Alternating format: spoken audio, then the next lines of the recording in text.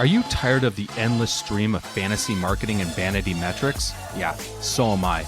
My name is James Patrick, and I'm an internationally published photographer, media specialist, and marketing strategist. I'm also a student of professional development, and like you, I've been left frustrated by all of this influencer-driven generic advice, making us think that we are just one course, conference, or manifestation away from the life of our dreams. We need to cut through this crap and move beyond the posturing, beyond the facade, beyond the image, to take real action on the real work that will create the real results. This is the Beyond the Image podcast. What is going on? And thank you so much for tuning in to our latest episode of the Beyond the Image podcast. Two amazing guests with me today. I have Chelsea Clarke, editor of Icon Refined Magazine. And we also have the one and only Kaneo Biggs, publisher and editor-in-chief of Ellements Magazine. How are you doing today? Thank you so much for joining us. So, we are, it is morning, afternoon. It's afternoon. Afternoon after our 10th Get Published live event. It was exhausting. Exhausting is a good word. Yeah, exhausting is the right word for it. But as we were kind of going through this, we had this roundtable conversation at the end, and we had, I don't know, what was there, like 10 media professionals there and another 12 to 13 different entrepreneurs looking to leverage media. We ended up getting into this fascinating conversation about where media is today, particularly in the magazine industry, and where magazines potentially could be going. And afterwards, I was like so pissed because I'm like, I should have been recording this whole time. So let's do a less good version of that. Is what we're going to try to do. But Kaneo, you had some fascinating points, which is you were like bringing up, like really questioning, like what is the role and the value that magazines have with audiences today. And you've been publishing your magazine, Elements Magazine. You're on 12 years right now. It's one of the longest running independent publications. What have you noticed kind of evolve, is particularly in the last 2-3 years? Because I feel like the last 2-3 years, so much has been happening. If we're gonna narrow it down to 2 years, I would say some of the things that have changed are the value, quality of content. As we were talking about, the quality of content that we're getting and how it is valued by models and just persons who want to be published. Because we were talking about the influence of social media, and how it's somewhat taken over or trying to replace, traditional media, magazines, to be specific. So my question was, what is the real value of it to the persons who want to be published, or persons who want to advertise or just get their business or whatever they're doing in magazines? What is the value of it to them? Do they value it? Do they need it? Do they consider it one of the main sources of press? So is magazine that valuable, or it's okay to say, okay, then, you know what, let me create an Instagram page or try to get other influencers or brands that have their Instagram page publish their content instead of going to the traditional magazine. So what is the value? I think the value can never go away. The press value, a lot of celebrities or media persons, you still need the published in, in front of that authority or that credibility, published in, and as a credible magazine, that's what clients or potential business partners are looking for. Not just being published, but where were you published. And once they look up where you were published, is it creditable? Is it something they can say, okay, then they were published in the Elements Magazine, I don't need to search further. So that part of value is what I'm asking. Yeah. It's so fascinating because you're right. The reach that someone could have simply with partnering with an influencer, or, just developing their own platform themselves and trying to build their reach from there. It's almost like it depends what, I think it's outlet specific. like, I mean, I still see tons of lead generation happening with like local press. So like I have a feature coming out in a local magazine, and I have very extreme confidence in the lead generation I'm going to get from that local press, because anytime I land a local feature, uh, local clients tend to just end up pouring in the door. But if I'm looking nationally or internationally, yeah, I might want that clout that a larger brand name is going to give me, but it might not give me the reach for lead generation.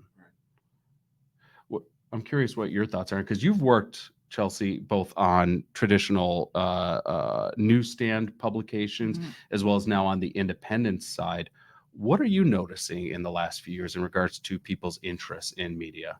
I think something that surprised me yesterday was starting the conversation of like, for our attendees, what types of media were they interested to be published in? What did carry that value? And I had brought up, being on a podcast or partnering up to, collaborate with someone on social media, that kind of thing. And where magazine sort of fell within goals that our attendees were looking for. And I was so surprised to hear that magazine still ranked number one. And it seemed like it was miles ahead of any other types of media. Like everyone agreed that they want to be in and not just a magazine, a print magazine. Exactly. And I think what that really boiled down to for everybody was that seemingly there's that more in-depth vetting process. So, as we sort of said, like when we get a press page that has, I've been featured in whatever magazine, we recognize that it carries cachet. And it seems like that idea is not going away. I would also add to that, I've noticed that the marketing asset of the tear sheet itself, I think, has been so valuable. Like when I have tear sheets of work that I've done, it has been a primary marketing tool. So it's not just when a magazine is out, the 30 days it is on a newsstand. It's, I have that tear sheet from here till forever to use in my marketing. That's the most valuable part to the persons who want to be published, because I've had a lot of persons being published. They don't care so much about when it's released or where it's released or where it will be, is when can I get the tear sheet? That's right. Because again, that is the part that is valuable to them. The tear sheets to put in their portfolio or to present for a role or for a job.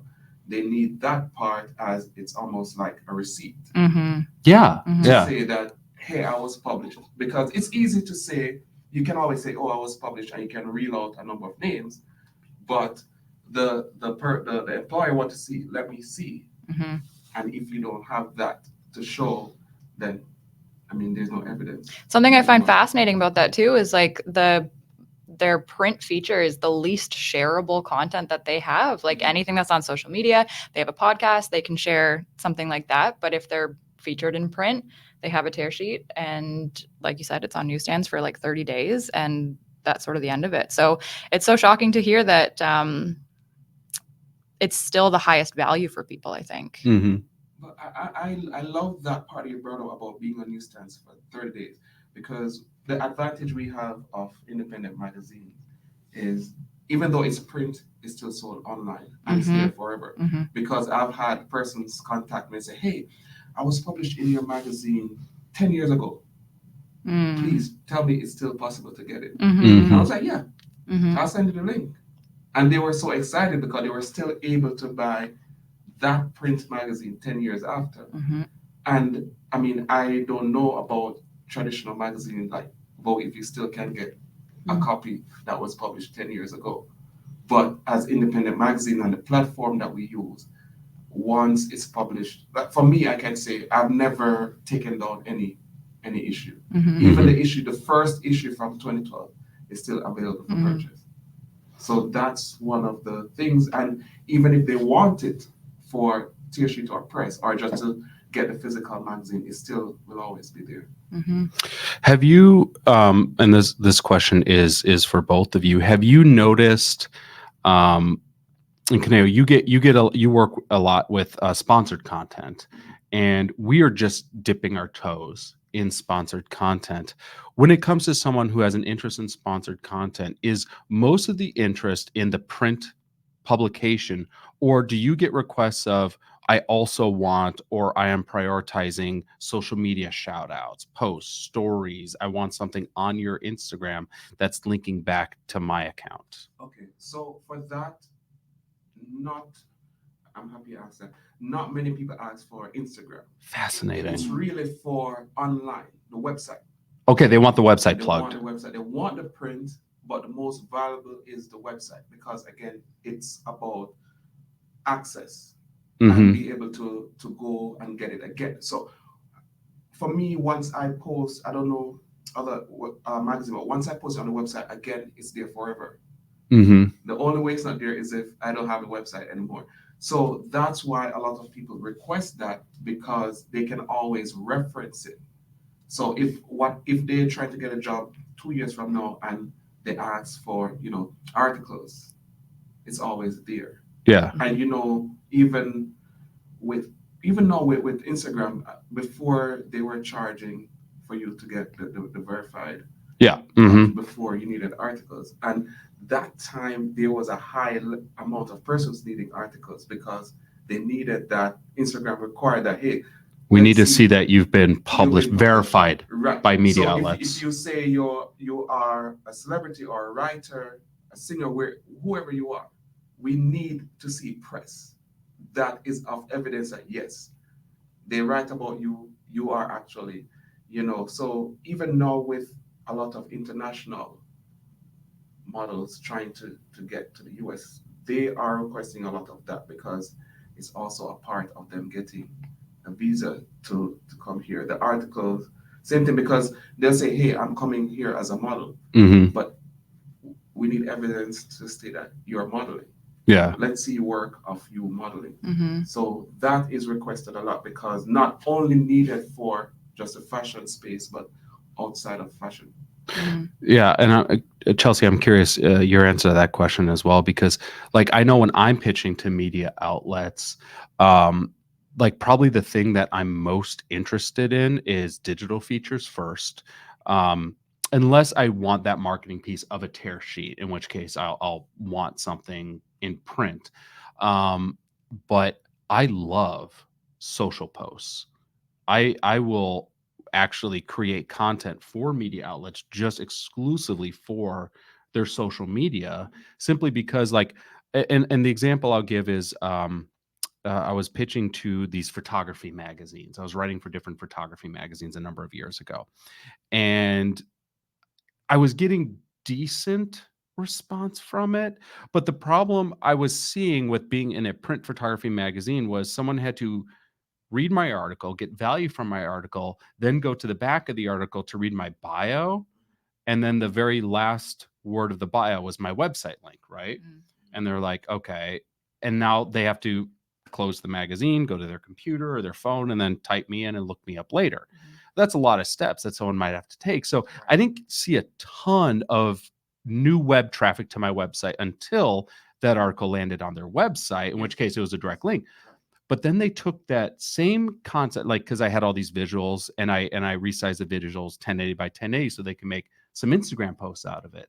They posted that and I got hundreds of new targeted followers off that single post. And I was like, oh, I just want to do this. I'll just do this over and over and over again, because every time they posted something that was linking back to me, I was getting all these new leads coming back in. So I'm curious, do you have people ever asking, hey, I would just love to do social content for you? Yeah, that's rare when it's just on social. I would agree that it's mostly print or web. But the other thing I think that's worth talking about is how much sponsored content has changed over the last couple of years. Because I think, when we think about sponsored content, even 5 years ago, you think about these articles that look totally off brand, they sound totally off brand, you are just flipping past them. It's clear exactly that it was sponsored. Yeah, that's right. And I think now we're seeing a lot of creativity and a lot of collaboration to bring sponsored work in as more of a partnership rather than an advertising vehicle, Yes. you know? Yes. It's really beautiful, Yeah, that's the actually. issue. The moment I think once you add sponsored or add, people turn away from it because people have this mindset that, hey, they're selling something. Yeah. They're selling something. Yep. They don't really. When it comes to social media, people are more relaxed and interested in just organic content. So if you can create that post to be just organic, then people are more inclined to watch it or read it. But once you put sponsored or the disclaimer that it's an ad, I've seen it.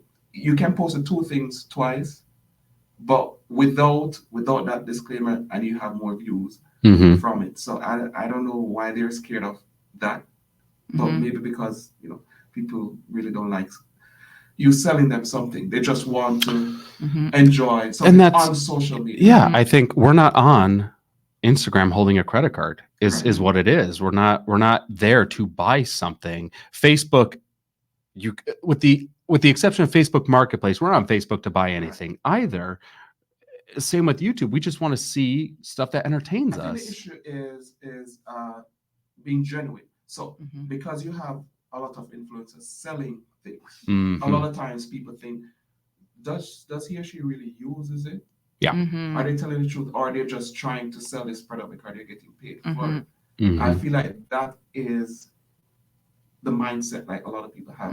And readers can tell in an instant when it's not genuine, right? And I think another thing that's really great that we're seeing is like these brand partnerships coming together that make sense, but also get people excited. So, it's not just, oh, they're trying to sell me something. They're like, oh, this does make sense. This fits into the lifestyle that I already have. It's just really presentation. Once you can It's present true. How to position it in a good way, then you're fine. I think that just takes like one of the things I've noticed is shifting even just how it's being defined from like sponsored content. I think we as consumers have an opinion of what that means. It means special advertising section when you see it in print. It means that little sponsored tag when you see it on social. But from like when I'm looking at ad agencies, when they're getting involved in this, they're calling it native advertising.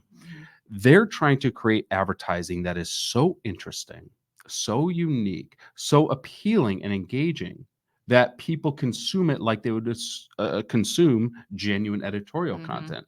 But that takes time, energy, and focus in what the audience wants, which, to be clear, is what all advertising should be doing. And like we've just seen some, as Chelsea said, some more creative ways that they're trying to bridge that gap of, we know you don't want to see an ad, but maybe we can come up with something unique enough that you're willing to engage with it. And that's why credibility is important, because again, being around for 12 years, if Element says this, people are gonna accept it and run with it because of the credibility. There has never been a point within the 12 years where our credibility has been questioned. Even with aligning with who we align with, how we present stuff. Because again, I'm a graphic designer, by trade. So with that and having a communication degree, we've learned how to present. It's all about presentation. Yeah. So a lot of times with sponsored, they don't put a lot of work into it, into presentation, because it's sponsored and it's already paid for. We're just going to throw something out there. I mean, a lot of times because the money is already paid, they don't think they need to put the work in, extra work to make it look. They've already cashed the paycheck. Right. And once you get paid before you work, a lot of times you don't they already paid. But once you think about the long term and how long you want to stay around and to be credible, then you'll put the work into it. But to go back to the Instagram post, I work with like a lot of PR agencies and PR reps. So a lot of the clients, when PR come to you, they really need the tear sheet and the online article for the clients. That's what the client needs, not so much Instagram posts. Because they're using it to sell themselves as publicists. So that's where when you ask a question about online articles and print against Instagram posts, that's probably why we don't get a lot of requests for Instagram posts, because they can't put them in their media kit. They're not going to put Instagram posts in their media kit. It's the online article, whether it's a screenshot of it or the link or the tear sheet from the print magazine. Yeah. Which I'm curious if that will eventually shift, because if I'm hiring a publicist, I want to know what, not just where they're landing me, but what the return on that investment is. And if they could show me like insights of, hey, if you get landed on this social account and we're able to generate, like this past client who generated 5,000 new followers, which amplified their business by this much in the next 3 months, like that's good data. I'd be curious about that data. But I want to actually, before I shift, I do want to ask one more thing about publicists. And this is for both of you. You mentioned you get lots of pitches from publicists, try and get their clients published. Are you seeing more pitches from a magazine perspective, more pitches from individuals, like if I were to pitch you and say, hey, I'd love you to publish me or my work, versus publicists pitching their clients? I'm just curious, who are you as magazine editors getting more pitches from? And we'll start with Kaneo. More publicists. I would say 80 to 20, 80%. Really? Yes, because it is a thing. It is a thing for most. Once again, if you're an actor, actress, musician, whoever you are, once you become a certain level, everybody wants a manager and a publicist. It's almost like a rite of passage. I'm big because I have someone's doing this for me and at the on same my behalf. time, there's so much going on, so it's a lot of work. So to really do that work by yourself and do your craft at the same time, it's a lot of work. So most persons have publicists and managers, and that's really the manager and the publicist's job to get them featured. So, and I like it that way, because you might have one publicist that have 6 clients. So you only have one relationship to manage, right? Versus you can get more than one persons from that one person. So instead of you pitching to me, another person pitching to me, I know that publicist and I know the quality of clients they have. So once that publicist, contact me, then it's an easier job, because I know who she's coming with and the quality of clients she's coming with. And once I can give that information, the process, to that one person, then that covers all her clients. Yeah. Chelsea, same question for you. Yep, same thing. I would say even 4 or 5 years ago, there were more individuals who were coming forward to ask to be published. But I've really noticed a change since coming onto Icon. And even before that, I was working for a magazine that was more larger company focused, and that was very PR led. But I'm shocked at the amount of PR requests that we get now through Icon, and they're all like boutique size. Yes, which is interesting too. That's very in right now. Yeah, so it's interesting to see that side of the industry growing, because like for us, we're typically getting entrepreneurs, but a lot of health and wellness as well too. And I'm seeing a lot of PR boutiques specializing in health and wellness. So my question then becomes, the reason I ask is, like, from my podcast perspective, 99% are from publicists.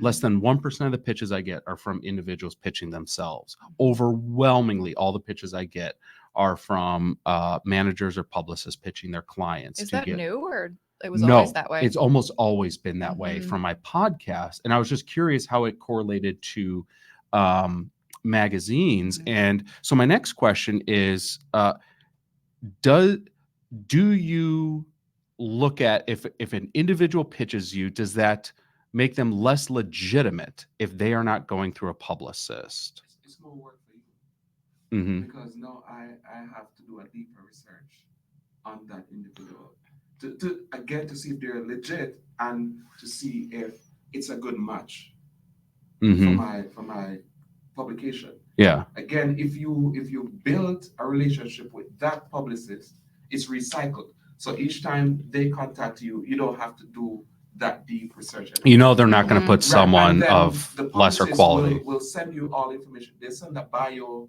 everything, a kit, most times when individual contact you, they don't have all that material ready. Okay. It's like, hey, I love your publication, I would like to be published.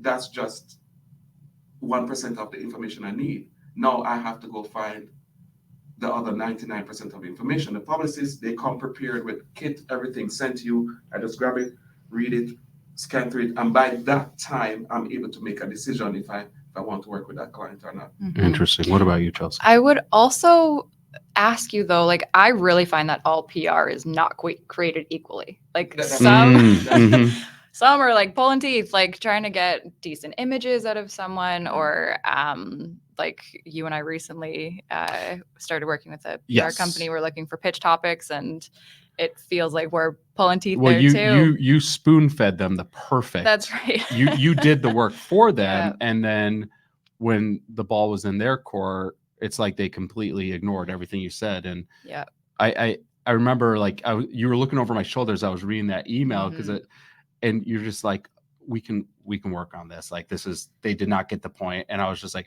I just thought I was tired. Yeah. I thought I wasn't reading this right, because this does not make any sense at all. Yeah. And that's not the case for everyone. I work with some great PR companies. But I find you sort of just don't know what you're going to get when somebody contacts you. So if you are going to have that relationship, and 100%, like you can get connected with so many great fits from one PR company, but the leap to take that relationship with a new PR rep is a bit of a risk sometimes. It is, but I feel like I always speak highly of workflow in the sense where it's once you create a process in your mind of how you do a particular thing and what you're looking for, then it becomes easy. So I can open my email, and once I read like the first paragraph from the publicist, I can probably say no. Yeah. I won't spend a lot of time trying to find the silver lining in that. I just say, okay, no. If I open the next one, no. It's interesting though, because I think that's the difference too between a magazine who's just getting started and then one who's more established. Like I think we're in a position now where we sort of are working to build those relationships. So I think I personally have a little bit more leeway for people to work together. And because I think at the end of the day, just like working with a writer, like you are letting them know how you work, what types of assets that you need. And, maybe that's just like a learning process for some PR. And I would companies. add, like, when it comes to the podcast pitches I get, I wouldn't even call a lot of these PR companies PR firms. They're more like from the podcast. Yeah. It's like a small, or it's like a numbers based agency where they'll have like thousands that they quote unquote represent. You pay them X amount and they will send out your pitch deck or your podcast pitches to their library of 20,000 plus podcasts, because they're trying to land you 50 interviews for a low price. So like I'm just getting copy and paste pitches as a podcast host. So I'm saying once you've developed that eye for it, you can pick that out right away. Because I always tell people PR reps are the most annoying people to work with because they will. I'll tell you. Yeah. They'll send an email today and you don't respond, and they send the same email tomorrow. Yeah. And if you don't respond the following day, sometimes twice a day, they'll send the same email. So sometimes what I do is if I get it, so when I'm going through my emails, because how I use it, it kind of remembers how I work, so it will push some things to the top and some to the bottom. But if I see an email from a rep and I don't respond, and the same day they send the same exact email, then I'm like, okay, then this person maybe won't be the easiest person to work with, because it's not like they send an email and then later they say, hey, just following up, I sent an email just making sure you got it. Then you know that that's somebody who's diligent in their work. But if they just keep copying the same email over and over and over, then they're like, maybe. And sometimes what I've realized is responding to some of them are even scams. Oh, really? And not real PR persons. I'm like the only thing I could think of that would be similar to that would be it wasn't really a scam, but like there clearly was no communication between the company that got hired to land this person podcast and the person who hired them to land them podcasts. Like, so I got this pitch from one of these companies that blasted out 10,000 podcasts with this person's new book. And they're like, he could be on your show to talk about this new book. And I don't know why I said yes, but I was like, something in the book must have been interesting. But I was like, all right, fine. Let's schedule it. And so I sent the booking link. And then a couple days later, they got back to me. They said, oh, sorry, he's not booking interviews right now. Can we send you someone else instead? I was like, no, absolutely not. Why did you waste my time? Like, how is your communication level with your client this poor that he hires you to do something? So one of two things happened. Either they booked him so many podcasts and he was just overbooked with podcasts and decided, I don't want to do any more. Or they booked him my show. He looked at my show and was like, I don't want to do that show. And then he said, cancel that show. One of those two things happened. Either way, you wasted my time. And that's interesting. It could be the second as well, because I've had instances with that where the PR person really wants their client to be in the magazine without the client knowing the magazine. And when the client check the magazine out, they're like, no, I don't want to. So now the PR job now is to come back to you and say, hey, we can't publish anymore. They probably won't tell you the reason. They probably won't say the client. But I've had PR person that I have good relationship. We'll just say, hey, they're just not interested in the magazine. Well, I've had this actually happen a number of times as a photographer, because I get sent out to shoot for a variety of magazines, and so many of the projects I get sent out at were secured because this person's publicist lined up a feature for a magazine. And I cannot tell you the number of times I show up to photograph someone for a magazine feature, and this individual has no interest at all in being photographed, in the feature that they're receiving, or anything about it. Like, legitimately, quote from a recent photo shoot, won't say who it was. This was for a cover. I have no idea what my publicist got me into today. That was the exact quote. That cover did not happen. That cover got pulled and someone else got put on that cover. But that was a legitimate quote from someone who was, and they didn't know, lined up for a cover of a very good magazine. And good they didn't get it. Like, clearly they don't want it. So why, if you don't want it, why are you having your publicist pitch you to all these things? Because again, the publicists have a job to do. And I guess they have to justify their rates of it, so I won't speak, but I feel like they have a quota to meet. So, for example, for this month, they need to have you in 5 features. Okay. So it's like they're okay. Then, which publications we know we can get them in, and they'll just book that 5, but the client themselves might not know where they're getting the feature. And then once they find out, it might not be for bad reason. They're probably just not interested in that publication, or for whatever reason, they probably just don't want to do it.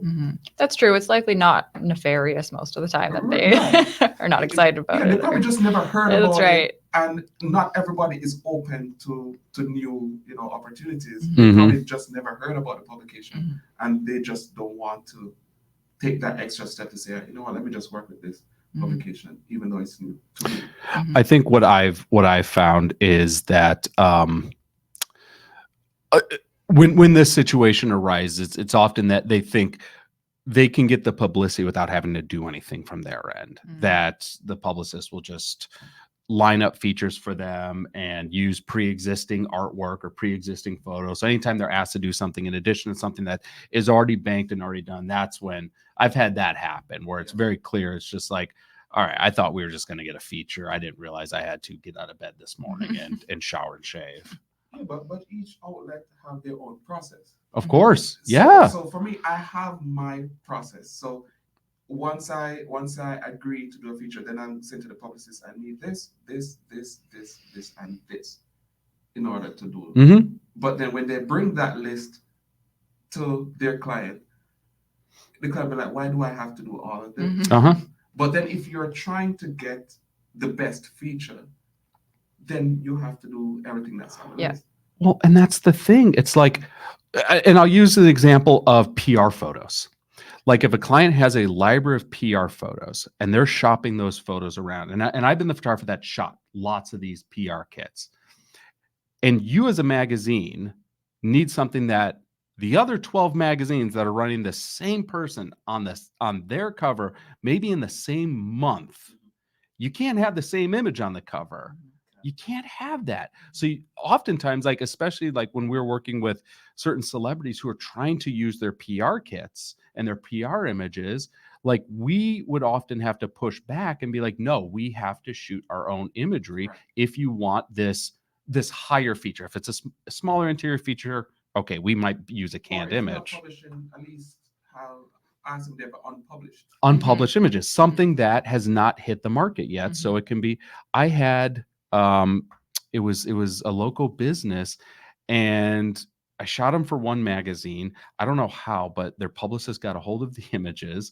Definitely a rights issue, but I'm not going to get into like legal matters with it. And they used the same exact images for a rival magazine's cover, like 1 month later. And so I get a call pissed off from the first magazine. Like, what happened? I'm like, don't give my images away to the publicist, because this was the publicist who did this. I didn't give my images away. Yeah, that's an issue. I've run into that as well, because most independent magazine requests unpublished images or images that you haven't used with another magazine. I kind of had to be more lenient with that. Yeah, because us too. Because a lot of time, based on what type of feature it is, if it's like a one-page thing, then doesn't I'll go with it. Really matter. Yeah. But if you're trying to get a cover or a bigger feature, then no, because magazines, and that's the thing amongst independent magazines, because they want to be, and I think that's media in general. They either want to be the first to publish it or the only person to publish that particular editorial or story. In traditional media, it's always first, but in independent magazine, it's only because that's how you get to stand out. Because if the same thing is in 5 independent magazines, then the reader can choose not to read it in yours. Yep. They can choose to read it in another magazine, and then you lose what you would get from that article. But if you're the only person that has it, then everybody has have no other choice but to come to your magazine and read it. So those are the things, but from their end, they don't think about that. Yeah. Their main goal is just to get published. Yeah. All right. I have one question for each of you. We'll start with Chelsea. What do you think right now is the advantage for entrepreneurs, for models, for influencers, for those looking to gain media features? What is the advantage in working with independent publications versus trying to go to a traditional publishing house right now? I think there's a lot more opportunity. Like, I think we're seeing a lot of traditional publishing houses just shutting down their titles. And so where it's, there's just not as much available, but we are seeing independent publishers coming forward.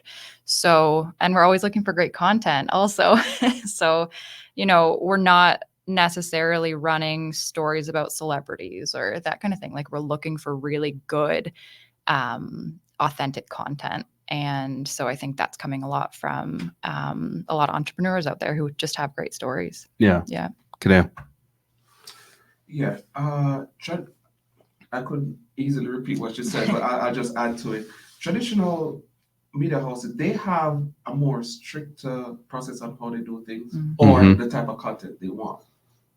A lot of times they have this type of content and they're not always open to new things. Because they have a particular style and how it's worked with them for years.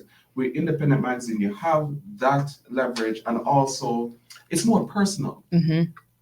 So as the editor at a magazine, most times when entrepreneurs contact me, I'm able to talk to you, see how best I can present you, and you have all of that opportunity. Where in which with traditional, you may have to go through 5-6 persons. but you don't really have much of a say in how it's done. Mm-hmm. So for me, I'll say, hey, you know, how do you want to be presented? Even if I have images, even if I have 10 images and I know what I'm going to select, I say, hey, which are your favorites? So if their favorite overlap with mine, then I push that, and they feel more involved and feel as if they're getting, you know, the best product. So as independent magazines, that's kind of the advantage that you have. And as she said, there's more options. There's more options, and based on a lot of people contact magazine based on, again, presentation. So if they like your presentation and quality, they'll go with you. But you have 20 of that to really go through and see what you like. So that's kind of the advantage. Yeah. Where can listeners go to connect with you, Chelsea, and Icon, as well as Kaneo? So we'll start with Chelsea. Yeah, we're on Instagram at iconrefinedmag, and you can email me at editor@iconrefined.com. Perfect. Elements Magazine at Elements Magazine. elementsmagazine.com, and you can email me at k.biggs@elementsmagazine.com. And 2 L's. 2 L's. In Elements. Yes. We'll make sure all those links are in the show notes. And I just want to thank both Chelsea and Kaneo for not only taking the time to sit down and have this podcast after a whirlwind event where they are no doubt as exhausted as I am, but for taking the time to be a part of the event. I mean, Kaneo, you've been partnering with us like at least 6-7 years. Yeah, for that long. So if you gave me a shocker yesterday when you say it was the last, because I came in person, and in my mind I'm like, all right, I could do this again. So when you said this is the last, I'm like, so this is my wait, what? Well, that's why we had to invite you out, because so in my mind, I'm like, okay, that's why he invited me, because it's not gonna be no more. Yeah. But it was a great experience. It was a great experience, you know, meeting people, and because again, how you normally do it is send me the files, and I have to sit and go through and cull through. Yep. But then I'm going based on their pictures, but now being able to meet them in person and see their personality, and allowing them to pitch themselves, was amazing. Totally different experience. Right. So I was looking forward to more of that. That's all right. There's going to be more things happening. Okay, but just this event has reached that time of retirement. So thank you both again so much, and thank you all for tuning in, for the 5-star reviews on the Apple Podcast app, for sharing this podcast with a friend, for subscribing on YouTube. We appreciate your support so much, and we'll talk to you in the next episode. Take care.